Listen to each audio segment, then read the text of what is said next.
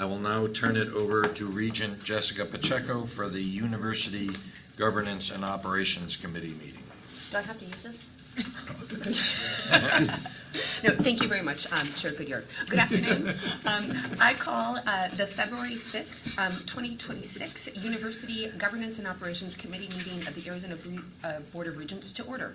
Claudia, can you please let us know if we have a quorum? We have a quorum. Thank you, ma'am.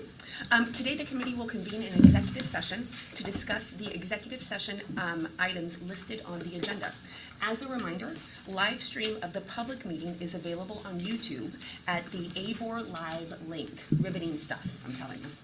At approximately 3:15, the committee will reconvene in public session to hear the items listed on the agenda. I move to enter into executive session for the executive session items listed on the agenda. Do I have a second? Second. Thank you very much. All those in favor? Aye. Opposed? Abstentions? Motion carries. The committee will now convene in executive session. Thank you. We'll be back shortly. We have to hunt down if we don't. This is hilarious. Wonderful. Thank you so much. I want to welcome everybody Oh, yes, thank you. Thank you. to our committee meeting. This is a meeting of the University Governance and Operations Committee. It was called to order earlier this afternoon. We then adjourned to, we didn't adjourn, we moved into executive session, and now we are back in public session. We have a couple of things that we're going to be doing this afternoon. We're going to be reviewing 2 contract requests from ASU, which Dr. Crow will present to us. And then we are going to be reviewing 2 business, finance, and capital items from the University of Arizona. And lastly, the committee is going to hear from the board office regarding a series of proposed revisions to ABOR policies that have all been listed on the agenda. Our first order of business is the approval of the consent agenda. Does anybody have any conflicts to declare on items 4.1 through 4.6 scheduled for consent? Hearing none, I move that the committee forward to the board for approval the consent agenda items 4.1 through 4.6 as listed on the consent agenda. I don't know if I can say consent one more time, but I just did. Is there a second? Second. All those in favor? Aye. Opposed? Abstentions? Motion carries. Thank you very much. We will now turn the floor over to Dr. Crow to talk about the 2 contracts he has, one for the head baseball coach and one for the head football coach. Thank you. Sir. Thank you, Chair Pacheco. So first, baseball coach Willie Bloomquist, we're extending his contract. He's done a great job rebuilding, building, stabilizing, and advancing our baseball team. We're very excited about what he brings to the table, very excited about moving forward. So we're giving him a 3-year extension and a salary adjustment. And for us, we're hopeful that it's on to conference championships and on to the World Series as a competitive team moving forward. Thank you, sir. And as a reminder to the committee, Regent Brewster is virtual, so I just don't want us to forget that. And my eyesight is really bad today, so if his hand is raised, please make sure you let me know. And then the second is Coach Kenny Dillingham, who has done a fantastic job turning around the Sun Devil football program. Fantastic achievement in his 3 years, and so we have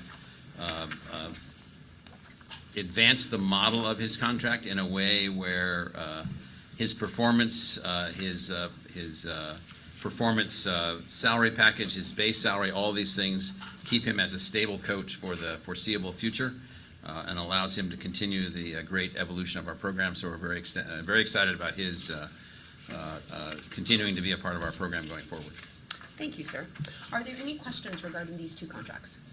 We are going to need 2 separate motions, one for each contract, so bear with me. I move the committee forward to the board for approval ASU's request for a multiple-year employment contract for Willie Bloomquist as head baseball coach as presented in the executive summary. Is there a second? Second. All those in favor? Aye. Any opposed? Any abstentions? Motion carries. Thank you. Moving on to our second motion. I move the committee forward to the board for approval ASU's request for a multiple-year employment contract for Kenny Dillingham as head football coach as presented in the executive summary. Is there a second? Second. All those in favor? Aye. Any opposed? Any abstentions? Motion carries. Thank you very much. Next, we are going to be moving to hear from the University of Arizona regarding a request for a commercial long-term ground lease for solar energy facilities, and that'd be solar and battery, at the Oracle Agricultural Center. Who from the U of A will be presenting? Richard? Great. Thank you so much, sir.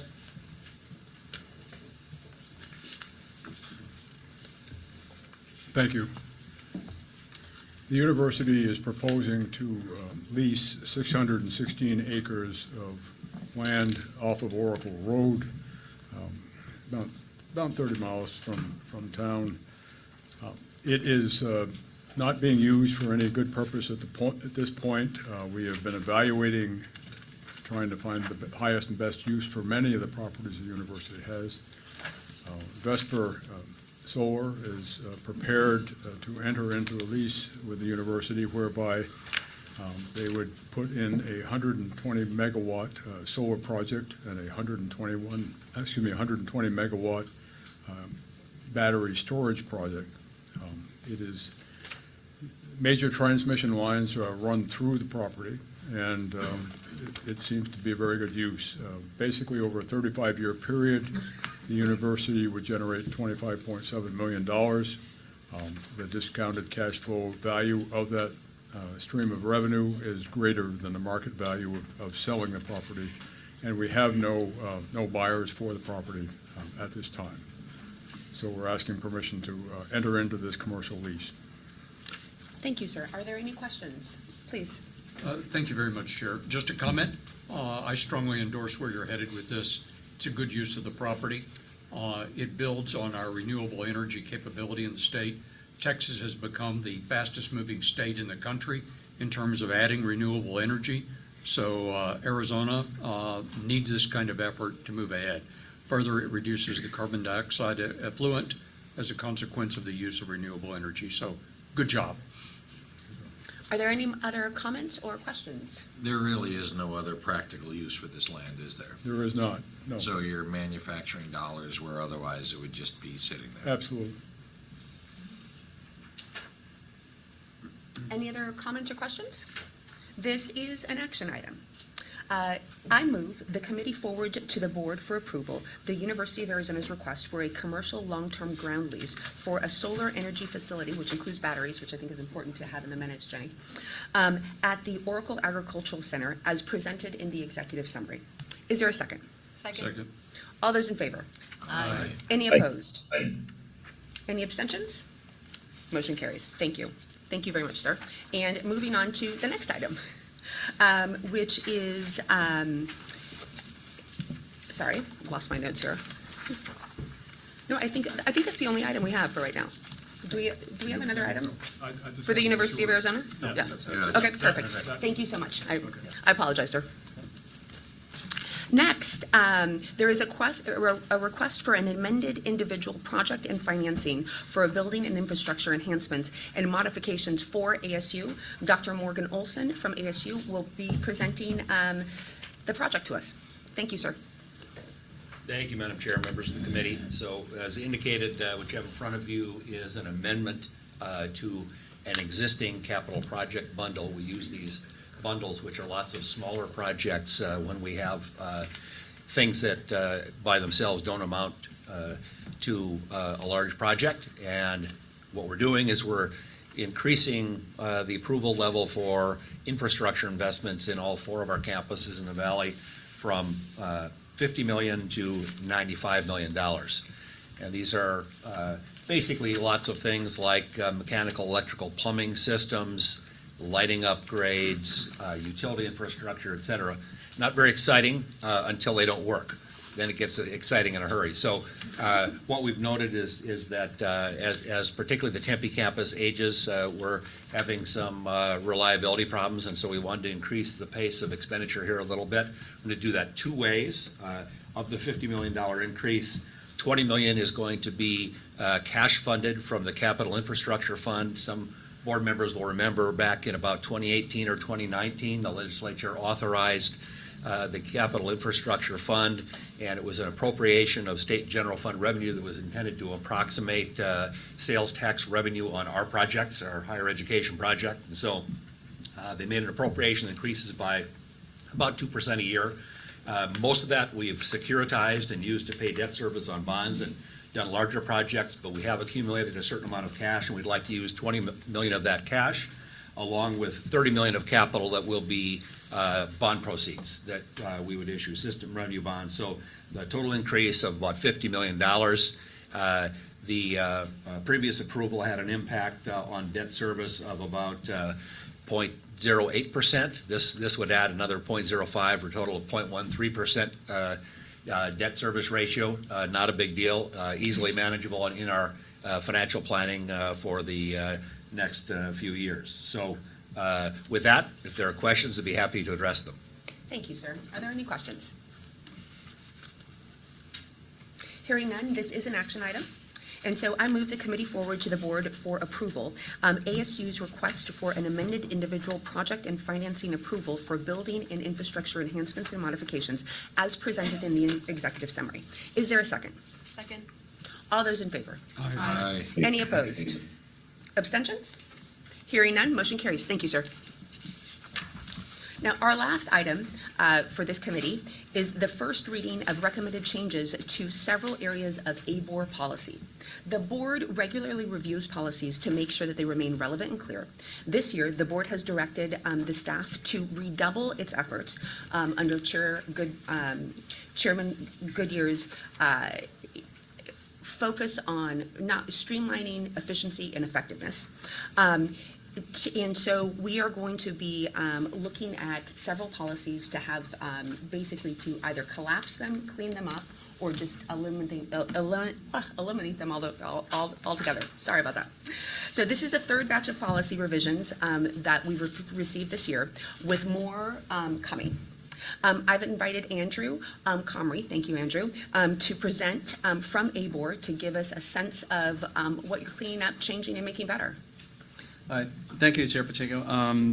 Thanks for the introduction too. Saves me with all the preamble. So you've got the history down. You've seen several batches of these before, and many. There are 6 today. Several of these came out of the suggestions from the universities for streamlining or changing. 1 or 2 came out of other kinds of review that either our legal staff have done or that came up to change for outside reasons. The first of the 6 is 1103. Used to be, assuming you approve it to go onto the full board and it's ultimately adopted, it would change the name from the Regents Medal policy to Recognition Awards, because there are 2, not just Regents Medals. So the Regents Award has been handled through a board committee and hasn't had a policy with it up until now. So what this does is update marginally the Regents Medal section of the policy with just a couple of paragraphs and put in a Regents Award section as well, and then change the policy name to Recognition Awards. That's the first one. The second one is 1202, which is procedures for adoption of rules by the board. This policy was adopted in 1986 and has not been touched since then. Some of us remember 1986. And it was a long time ago. So what we did is we edited relevant policy elements to reflect that the ABOR policy manual, which some of us hold near and dear, although most people probably don't even know is there, but it is critical, is now on the website, and we update it as necessary, like every time you change policy, rather than by distributing physical copies by Pigeon Post or whatever they did in 1986. Regent Penley will be very happy that we're saving trees. Yeah. So Yes, I will be. Thank you. that was 1202. 2223 is one near to my heart.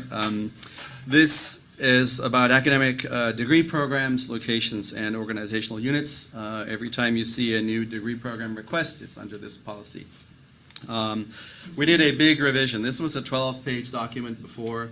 It's now down to 6 pages. There was a lot of redundant legacy stuff in there that we thinned down.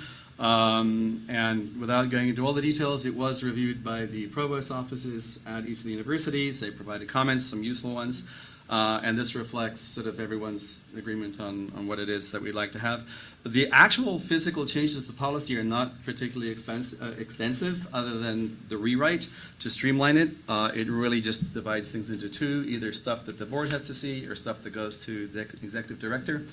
But in some of the specific changes, I should highlight, first of all, we changed the word order of the policy name because it used to start with locations, and yet degree programs is clearly the main thing in there. So we did that. We have a preamble, and that's to explain the portfolio nature of degree programs. Often you will see a degree program, they come one by one, sort of out of the blue, as universities bring them as they need them.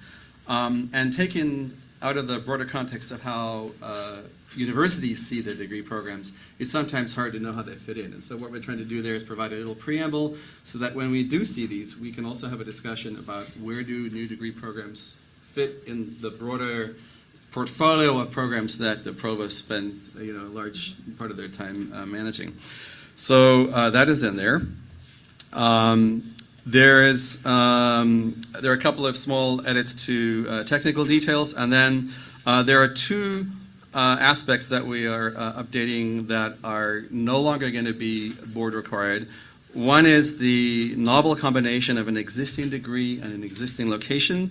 That's going to move from what was previously a board action to executive director action. And I want to remind you that when you do send things to Chad, if it is of a certain level that he thinks the board should see, he can always elevate it back to the board for any of the executive director decisions. The other one was disestablishments of programs and units. We deprecated that from getting the executive director's signature to notice to the executive director instead. So those were streamlines. So that was that policy. Okay, 3103 is signing of documents on behalf of the board. Here it was just an update to a dollar amount. The change is from $10,000 to $50,000 or less is the threshold. And we added a clarification to state how often certifications are required. And that 10,000 hadn't been updated since 1990, so it was inflated up to 50K. 6207 sabbatical leave. That policy was also quite old, adopted in 1983. And what we've done is updated, there was a lot of gendered language in there, male pronouns only, we've changed that to neutral. And then we've also clarified that on the completion of sabbatical leave, rather than filing your sabbatical report with the president of the university, update that to reflect modern practice, which is it's usually filed in an online system and reviewed through university policy and process. So that's in there. Last two, 6211, evaluation of faculty. There was a phrase in that policy that talked about evaluating faculty as improving student retention. Instead, we've put in metrics that are faculty level specific. And so now it reads, supporting student success is a significant aspect of teaching effectiveness that must be considered. So that's in there. And last but not least, 6302, which is conditions of service for academic professionals. And this clarified a phrase. There was a sentence in there that said duties and responsibilities shall be related to the expertise and competence of the professional employee. And while this was there to avoid trivial assignments, it also was inhibiting creative reassignments. So that has been struck. I'll stop there except for one thing, which is you might have noticed in the board materials attached to this item that we are shifting to a slightly different formatting of policy changes to make them easy to read. We'll still have new policy language in all caps, and we'll use strike through. Sorry, we'll be shifting from all caps to underlined, so that you don't have to read all caps like it's shouting the whole time. It's a little easier to read in lowercase but underlined. And then for small changes, things like letters, numbers, or short phrases buried in a long policy, at least for reading purposes, we can color those in red as well. So thank you to Jenny and the legal staff for going over that and making things easy to read for those of us who spend a lot of time looking at changing policies. So I just thought I'd note that. All right, that's it. Before I open it up for questions, two quick comments. First of all, thank you for you and your team and all of the work that you've done in this area, because it is cumbersome and very much needed. And then thank you to Chair Goodyear for calling this to our attention to make sure that we're cleaning this up and being not only modern, but also the efficiencies that it allows us to have. So appreciate it. Are there any questions or comments from the committee? Okay, hearing none, this is an action item. Now, Jenny, you need to guide me. Do I actually need to read all the numbers and the title, or just the numbers for the motion? You can read just the numbers if it's easier, but the executive summary is clear as far as what they all are, so. Okay. So I move the committee forward to the board for first reading the proposed revisions to the following ABOR policies. 1-103, 1-202, 2-223, 3-103, 6-207, 6-211, 6-302, as presented in the executive summary and all of the supporting documentation. You're welcome that I didn't read all those titles again. Do I have a second? Second? Thank you very much. All those in favor? Aye. Any opposed? Abstentions? Motion carries. I feel like my entire committee needs a little more caffeine. Right? Yes. Thank you. Now, you'll be happy to hear that this concludes the University Governance and Operations Committee meeting for today. Thank you very much for your participation and everybody's hard work, and we are adjourned.